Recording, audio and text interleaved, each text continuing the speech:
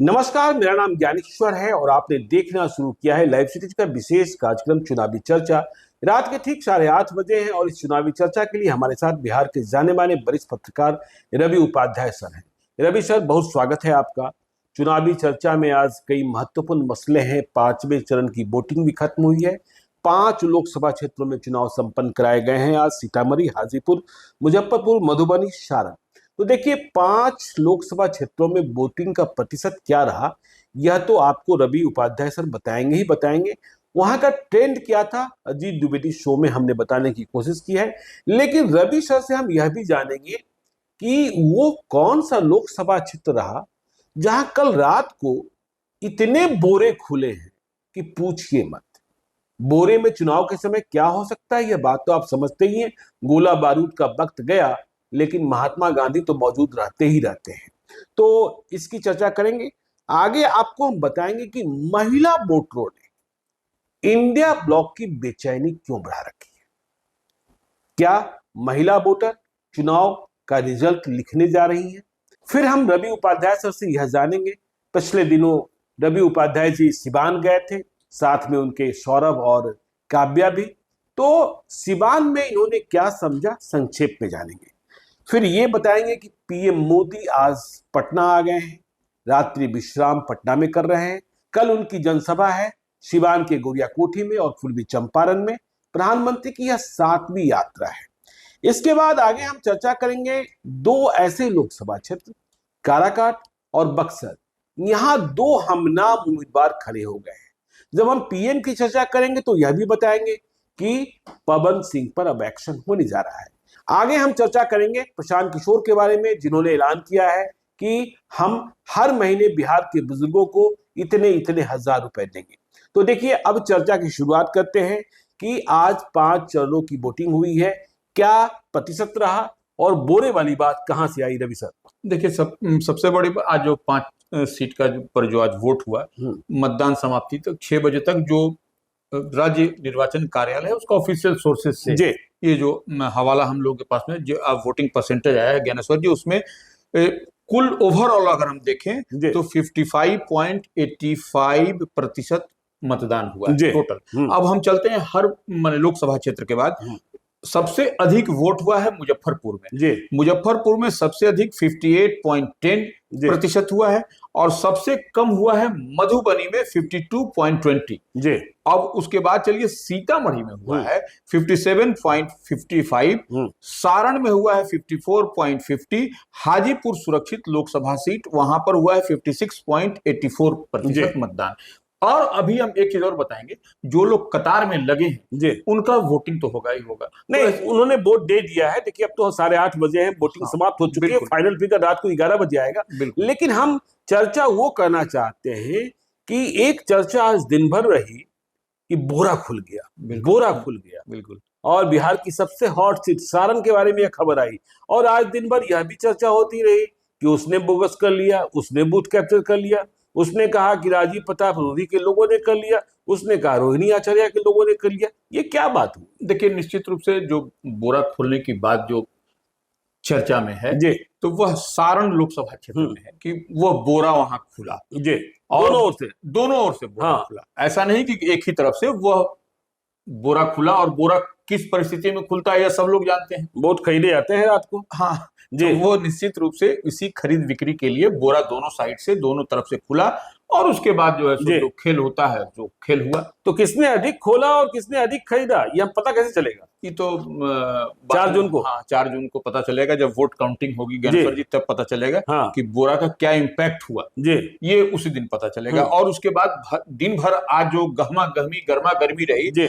वहां पर कभी जो है सो आरजेडी प्रत्याशी रोहिणी आचार्य जाती रही तो वहां पर विरोध हुआ किसी बूथ पर, स्पेसिफिक कई सारे बूथ हैं तो वहां पर की बूथ गैपिंग। और उसके बाद से बीएलओ को लेकर के चर्चा हुई कि बीएलओ ने पर्ची नहीं ठीक से आवंटन किया, ये भाजपा की तरफ से कहा गया कि और कहीं न कहीं वहां पर टाल मटोल किया जा रहा है। तो ये कुछ देर बाद फिर कंट्रोल यूनिट को भी खबर किया गया, जो कंट्रोल नियंत्रण कक्ष वहां बना हुआ था, फिर वहां पर कुछ बात बनती हुई। तो यह दिन भर वो दोनों ओर से मैंने राजीव प्रताप रूडी को भी कहते सुना कि रोहिणी आचार्य के लोगों ने बूथ कब्जा कर लिया और रोहिणी आचार्य को भी कहते सुना कि बोगस वोटिंग बीजेपी वाले कर रहे हैं। तो यहाँ बिल्कुल आमने सामने की लड़ाई हुई है और कोई भी अनुमान नहीं लगा पा रहा है कि नतीजा क्या होगा। क्योंकि देखिए, राजीव प्रताप रूडी जब भी चुनाव लड़े लालू यादव को नहीं हरा पाए, राबड़ी देवी को हरा दिया था, 40,000 मतों का अंतर था।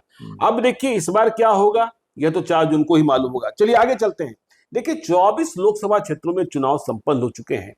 पहले 3 चरण में यह बात तो बहुत नहीं आई, लेकिन चुनाव आयोग के आंकड़े कह रहे हैं कि सभी चरणों में महिलाओं ने अधिक मत दिए हैं पुरुषों के मुकाबले। और अब कहा जा रहा है कि महिलाएं जो हैं वही 2024 का परिणाम लिखने जा रही है। मर्दों का वोट विभाजित है, लेकिन महिलाएं जीत सुनिश्चित कर रही हैं। ये क्या मसला है? देखिए, निश्चित रूप से महिलाओं के लिए एक ही मूल मंत्र है उनके लिए ज्ञानेश्वर जी, कि सुरक्षा, सेफ्टी जी। और सुरक्षा होगा तभी स्टेट का किसी का विकास भी होगा। महिलाएं तो मान लीजिए सेल्फ कह रही है कि मैंने सुरक्षा हम लोग को चाहिए, ये जो भी विषय है, महिलाओं को लगता है बच्चे सुरक्षित घर लौट जाएं, पति सुरक्षित घर लौट जाएं। निश्चित रूप से। और किसी स्टेट के डेवलपमेंट के लिए भी हम लोग बात कर रहे थे कि वह सुरक्षा, सिक्योरिटी अगर यदि है तो वह स्टेट निश्चित रूप से आगे बढ़ेगा। आगे चौगनी वो आगे बढ़ता रहेगा, इसमें कहीं कोई तो यह। तो महिलाओं को क्या लगता है कि नीतीश कुमार की सरकार ने या फिर नरेंद्र मोदी ने जो सुरक्षा की बात की है, वह सुरक्षा उन्हें प्राप्त हो रही है और इस कारण वह जात और धर्म से इतर, अपने मर्द से भी इतर जाकर वोट कर रही है? निश्चित रूप से वह सबसे अलग हट करके महिलाओं का आप देखिएगा, ये इस बार का परसेंटेज भी आपको जो बता रहा है, महिलाओं का मैक्सिमम टर्नआउट हुआ है। तो वह टर्नआउट कुछ न कुछ इशारा करता है, इसको कोई माने ना माने वो अलग विषय है, लेकिन महिलाओं का टर्नआउट हुआ है जो कि कहीं ना कहीं नीतीश सरकार की ओर, नरेंद्र मोदी सरकार की ओर इशारा करता है जी। तो महिलाओं का मत जो है वह एनडीए को अधिक संख्या में प्राप्त होता दिखाई पड़ रहा है। नतीजे तो 4 जून को ही मालूम होंगे। और इसी कारण नीतीश कुमार और नरेंद्र मोदी बात बात पर महिलाओं की दुहाई दे रहे हैं। निश्चित रूप से। तो देखिए, चलिए आगे हम चर्चा करते हैं कि आज पीएम मोदी पटना आए हैं, बीजेपी कार्यालय में वे मीटिंग कर रहे हैं। कल उनकी जनसभा है सिवान के गोरियाकोठी विधानसभा में, जो महाराजगंज विधानसभा क्षेत्र का हिस्सा है, जहां से जनार्दन सिंह सिग्रीवाल चुनाव लड़ रहे हैं और उनके सामने आकाश कुमार सिंह हैं कांग्रेस के। फिर उनकी दूसरी जनसभा पूर्वी चंपारण लोकसभा क्षेत्र में है, जहां से राधा मोहन सिंह चुनाव लड़ रहे हैं। तो पीएम मोदी की यह 7वीं यात्रा है। इसके अलावा उन्होंने पटना में रोड शो भी किया। मैं उनकी यात्रा का इतिहास देख रहा था। गया गए, नवादा गए, जमुई गए, पूर्णिया गए, अररिया गए, मुंगेर गए, दरभंगा गए, हाजीपुर गए, वैशाली गए, सारण गए। फिर 25 मई को भी आ रहे हैं। बिल्कुल। काराकाट जाएंगे, पाटलिपुत्र में रहेंगे और बक्सर में भी। कहा यह जा रहा है कि जब वे काराकाट जाएंगे, इसके पहले काराकाट उनके जाने का ध्येय, काराकाट उनके जाते ही पवन सिंह का खेल बिगड़ेगा और पवन सिंह के खिलाफ एक्शन भी बीजेपी को लेना होगा। वहां बड़ी लड़ाई है उपेंद्र कुशवाहा बनाम राजाराम सिंह बनाम पवन सिंह की। जी देखिए, निश्चित रूप से जो हम बात कर रहे हैं, नरेंद्र मोदी पटना आ गए हैं जी। पटना में आज वह सुशील मोदी जी के यहाँ गए। उसके बाद से भारतीय जनता पार्टी के प्रदेश कार्यालय में वो पहली बार गए जी। अब तक जितनी बार आए वो कार्यालय नहीं जाते, कार्यालय नहीं गए। आज कार्यालय गए और वहां बैठक ले रहे हैं जी। बैठक माने कि अपना मूल मंत्र बता रहे हैं क्या है और क्या फीडबैक है वह भी ले रहे हैं जी। तो वह एक तरह से समझिए कि रिव्यू है, समीक्षा कर रहे हैं वो क्या है चुनाव का, निश्चित रूप से। और दूसरी बात कि कल जो 2 जगह जनसभा है, हाँ, जनसभा मोतिहारी और सिवान में एक टिकट से, एक तीर से दोनों निशाना वो साध रहे हैं। एक तो सिवान लोकसभा क्षेत्र के जो विजय लक्ष्मी जो जेडीयू की प्रत्याशी है उनके लिए, और बगल में महाराजगंज में जो सिग्रीवाल, जनार्दन सिंह सिग्रीवाल है भाजपा के सिटिंग सांसद, उनके लिए। और दूसरी तरफ फिर जाएंगे मोतिहारी, बिल्कुल राधा मोहन सिंह पितामह चंपारण के, बिल्कुल। अब उसके बाद जो आप कह रहे हैं कि वो 25 तारीख को आएंगे, तो वह काराकाट जाएंगे। तो काराकाट जाएंगे उपेंद्र कुशवाहा के लिए, जो राष्ट्रीय लोक मोर्चा के अध्यक्ष हैं, एनडीए फोल्ड में है, घटक दल के अलायंस के और बड़े नेता हैं वो, तो वो उनके लिए जाएंगे, वहां पर चुनावी सभा को संबोधित करेंगे। उससे पहले ज्ञानेश्वर जी, निश्चित रूप से पवन सिंह की जो अब तक कोई उन पर कार्रवाई नहीं हुई है बीजेपी पार्टी की ओर से, भाजपा की ओर से, वह मोदी जी के जाने के पहले कार्रवाई हो जाएगी। यह तय है जी। इससे अब आप इधर उधर नहीं कर सकते। रामकृपाल यादव के लिए पाटलिपुत्रा में वोट मांगेंगे और मिथिलेश तिवारी के लिए बक्सर में वोट मांगेंगे। हाँ, उस दिन उसके बाद वही। तो देखिए, प्रधानमंत्री की यात्रा। आगे चलते हैं, सिवान की बात करते हैं। बहुत ही हॉट सीट है, 6ठे चरण में चुनाव है। पिछले दिनों आप सिवान गए थे, वहां कहा जा रहा है त्रिकोणीय लड़ाई है विजय लक्ष्मी देवी कुशवाहा, हिना साहब और अवध बिहारी चौधरी के बीच में। संक्षेप में बताएं वहां आपने क्या समझा। देखिए, वहां पर निश्चित रूप से अवध बिहारी चौधरी तो दिखाई नहीं पड़ रहा, मतलब वो अब पीछे छूट गए हैं। बिल्कुल। वो लड़ाई विजय लक्ष्मी जेडीयू के प्रत्याशी, एनडीए के जो प्रत्याशी हैं उनके और हिना साहब के बीच में ही लड़ाई है। अब उसमें आप जो 19-20 कह लीजिए, यही हमको दिखाई पड़ा। और जो इम्पैक्ट जो गांव में दिखाई पड़ रहा है वह कहीं ना कहीं जो ब्राह्मण बहुल इलाका कह लीजिए या कुशवाहा बहुल इलाका कह लीजिए, या कहीं ना कहीं यादवों में भी कुछ ना कुछ आपको डेंट है वहां पर, यह दिखाई पड़ा हमको वहां पर। तो हमको लग रहा है कि वहां पर लड़ाई विजय लक्ष्मी से और हिना साहब के बीच में, विजय लक्ष्मी और हिना साहब के बीच, दो महिलाओं के बीच में ही लड़ाई वहां पर दिखाई पड़ रही है। अच्छा, लेकिन एक खबर यह भी आ रही है कि बहुत लोग घर वापसी कर रहे हैं एनडीए की ओर, जो बीच में नाराज दिखाई पड़ रहे थे, कुछ ऐसा भी आपको दिखाई पड़ा? हाँ, निश्चित रूप से जी, वो कई लोग इस तरह से दिखाई पड़ रहे हैं वहां पर, कई लोगों की घर वापसी हो रही है, एनडीए में लोग आ रहे हैं। तो यह एक बड़ा वहां पर एक अलग परिदृश्य वहां पर दिखाई पड़ रहा है सिवान में कम। लेकिन मैंने यह भी देखा कि कविता सिंह जो मौजूदा सांसद हैं, जिन्हें बेटिकट किया गया, उनके सबसे खास माने जाने वाले, कविता सिंह के पति अजय सिंह के सबसे खास माने जाने वाले बंटी सिंह ने झंडा उठा लिया हिना साहब का। बिल्कुल, बंटी सिंह को आनंद मोहन का करीबी भी माना जाता है। और कल हमने यह भी देखा कि पप्पू यादव के एक बयान में उन्होंने हिना साहब को समर्थन तो दिया, लेकिन साथ में इंडिया ब्लॉक की बात भी कर दी। इसके बाद हिना साहब गुस्से में आ गई और पप्पू यादव के बारे में कह दिया कि वे मेरे स्पोक्स पर्सन नहीं है, पप्पू यादव मेरे प्रवक्ता नहीं है, मेरे शौहर के दोस्त थे और मैं सिवान की हूं, मैं किसी इंडिया ब्लॉक को नहीं जानती हूं, मैं लालू यादव से दूर जा चुकी हूँ, तेजस्वी यादव से दूर जा चुकी हूँ। देखिए, निश्चित रूप से हिना साहब का जो पप्पू यादव के बाद जो रिएक्शन आना, वह स्वाभाविक तौर पर है उसको।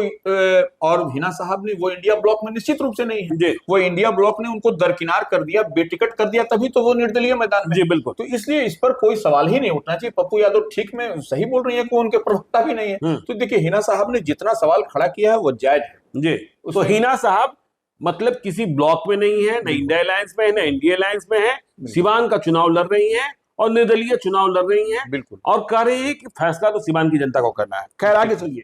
देखिए, 2 लोकसभा क्षेत्रों में 2 हमनाम उम्मीदवार खड़े हो गए हैं और यह परेशानी का बड़ा सबब बन सकता है।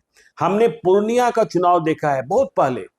पप्पू यादव ने शायद नाम, जहां तक मुझे याद है, जीवछ पासवान नाम के एक डम्मी उम्मीदवार को चुनाव में खड़ा कराया था। वे हम नाम नहीं थे, लेकिन ऊपर नीचे सीरियल में नंबर था और जीवछ पासवान को इतना वोट आ गया कि पप्पू यादव हार गए। जीवछ पासवान कौन था किसी को पता ही नहीं था। तो काराकाट और बक्सर में 2 हमनाम उम्मीदवार आ गए। और ये हमनाम उम्मीदवार कौन है, बताएंगे रवि सर? देखिए, बक्सर में सुधाकर सिंह राष्ट्रीय जनता दल के इंडिया ब्लॉक के प्रत्याशी हैं, वही अधिकृत उम्मीदवार है। उन्हीं के सुधाकर सिंह एक अन्य निर्दलीय खड़ा होगा। तो वो ऐसे में अब जो आरजेडी के जो लालटेन छाप से जो लड़ेंगे सुधाकर सिंह, पूर्व मंत्री जगदानंद सिंह के पुत्र, उनके लिए यह परेशानी बिल्कुल कि अब क्रमांक संख्या, नाम तो एक ही रहेगा, तो एक ही आगे पीछे होगा। जो आप कहानी कह रहे हैं वही कहानी यहाँ पर भी होगा। इसी तरह से काराकाट में भी यह देखिए, इंडिया ब्लॉक महागठबंधन के ही उम्मीदवार है, माले के राजाराम सिंह। एक राजाराम सिंह तो अधिकृत उम्मीदवार हो, बिल्कुल, और एक दूसरे निर्दलीय खड़ा हो गए एक ही नाम से, वही उनके राजाराम सिंह। और उन्हें चुनाव चिन्ह मिल गया गैस चूल्हा। यदि महिलाओं ने और लोग यदि भ्रमित हुए, कम पढ़े लिखे लोग, तो खिला तो हो सकता है। निश्चित रूप से वह भी सीरियल में आगे पीछे रहेंगे। और नामांकन पत्र वैध हो गया है, वापसी भी नहीं हुई है, अब नहीं होगी। अब ये लड़ाई जो है तो वहां पर कहीं कंफ्यूजन हो गया, तो यह जो है सो बंटाधार हो जाएगा। देखिए, इसमें एक कहानी आपको और सुना देते हैं। साल 2000 में विधानसभा के चुनाव हो रहे थे। सूरजभान सिंह जो मोकामा से विधायक बने, बाद में सांसद बने, बड़े नेता बन चुके हैं। तो सूरजभान सिंह को टिकट नहीं देना था नीतीश कुमार को, लेकिन टिकट न देने के बाद भी समर्थन देना था। तो तय ये हुआ था, भीतर की बात बता रहे हैं, कि सूरजभान सिंह असली वाले निर्दलीय चुनाव का नामांकन का पर्चा भरेंगे। वह नामांकन वैध होगा, उसमें कोई चूक नहीं होगी। और एक नकली वाले सूरज सिंह को, सूरजभान सिंह का असली नाम सूरज सिंह ही है, एक नकली वाले सूरज सिंह को समता पार्टी का टिकट दिया जाएगा और उसके नामांकन का पर्चा गलत भरा जाएगा और वह नामांकन का पर्चा कैंसिल हो जाएगा। जैसे ही नामांकन का पर्चा कैंसिल हुआ समता पार्टी के उम्मीदवार का, वैसे ही जो निर्दलीय सूरज सिंह हैं, जिनका पर्चा वैध पाया गया है, असली वाले सूरज सिंह, उन्हें समर्थन दे दिया जाएगा। तो ऐसी कहानियां और ऐसे खेल भी पॉलिटिकल होते रहते हैं। खैर चलिए, तो आगे हम चर्चा करते हैं प्रशांत किशोर की। प्रशांत किशोर जनसुराज अभियान चला रहे हैं, 2025 के चुनाव की बात कर रहे हैं कि विधानसभा का चुनाव लड़ेंगे और महत्वपूर्ण भूमिका में होंगे। देखिए, प्रशांत किशोर ने आज नरेंद्र मोदी को लेकर भी बातें कही है। प्रशांत किशोर ने कहा है कि नरेंद्र मोदी को आउट किया जा सकता था, लेकिन विपक्ष की चूक है। नरेंद्र मोदी का ग्राफ गिरा है, नरेंद्र मोदी के खिलाफ एंटी इनकम्बेंसी है, लेकिन विपक्ष की फील्डिंग बहुत ही कमजोर रही। तो इसलिए नरेंद्र मोदी सेंचुरी लगाने जा रहे हैं, लेकिन यह ऐसी सेंचुरी है जो रफ्तार के साथ नहीं है। यह ऐसी सेंचुरी है जिसमें विपक्ष ने, मतलब फील्डिंग कर रही विपक्षी टीम ने 6 कैच छोड़े हैं। लेकिन इसके इतर भी उन्होंने बिहार को लेकर बड़ी बातें की है और कहा है कि देखिए, मैं जब आऊंगा और जो मैं महसूस करता हूं, मैंने बिहार के गांव की यात्रा की है, वहां दही मथ रहे हैं, तो उन्होंने कहा है दही मथेंगे तभी मक्खन निकलेगा। तो वे इस निष्कर्ष पर पहुंचे कि गांव में सबसे ज्यादा परेशान जो हैं वह बुजुर्ग हैं। तो बुजुर्गों के लिए कुछ ऐलान कर रहे हैं। ज्ञानेश्वर जी, एक दो बात हम कहेंगे जी। प्रशांत किशोर ने क्रिकेट की भाषा में आज समझा दिया। इसको ऐसे हम लोग समझें कि किस तरह से 6 कैच छुड़ा और तेज गति रफ्तार से सेंचुरी नहीं बना, तो वो कमियां गिनाया और वह दिखाई भी पड़ता है धरातल पर। वह क्योंकि प्रशांत किशोर चुनावी रणनीतिकार हैं, वह समझते हैं हर बात को, और उन्होंने स्पष्ट रूप से कहा कि 2025 में महत्वपूर्ण भूमिका होगी जनसुराज की उनकी। वे तो कह रहे हैं सरकार ही बनेगी। हाँ, तो वो कह रहे हैं कि सबसे अधिक कौन परेशान है? बुजुर्ग परेशान है। हाँ, तो बुजुर्ग के लिए प्रति माह 2000 रुपए की वह उन्होंने कहा है कि वो मानते हैं कि गांव में बुरे बुजुर्ग ही बच गए, बच्चे या तो पढ़ने चले गए या कमाने चले गए, और उसके बाद 2000 रुपए हर बुजुर्ग को प्रति माह वो देंगे। नंबर 1। नंबर 2 बात, युवा और बेरोजगार जो गांव में है उनको प्रति माह 10 से 15 हजार रुपए का रोजी रोजगार दिया जाएगा। वे कह रहे हैं कि स्कूल बने ना बने, बिल्कुल, नली नाला बने ना बने, लेकिन जो बेरोजगार हैं उनके लिए हर महीने 10 से 15 हजार रुपए के रोजी रोजगार की व्यवस्था की जाएगी। बिल्कुल। तो ये प्रशांत किशोर का ऐलान है। चुनावी चर्चा को हम यही खत्म करते हैं। आप देखते रहिए लाइव सीरीज को। यदि अब तक आपने हमारी यूट्यूब चैनल लाइव सीरीज को सब्सक्राइब नहीं किया है तो जरूर कर लीजिएगा, और यदि इस वीडियो को आप फेसबुक पेज के माध्यम से देखें तो पेज को लाइक कीजिएगा, ट्विटर पर भी हमें फॉलो कीजिए। धन्यवाद।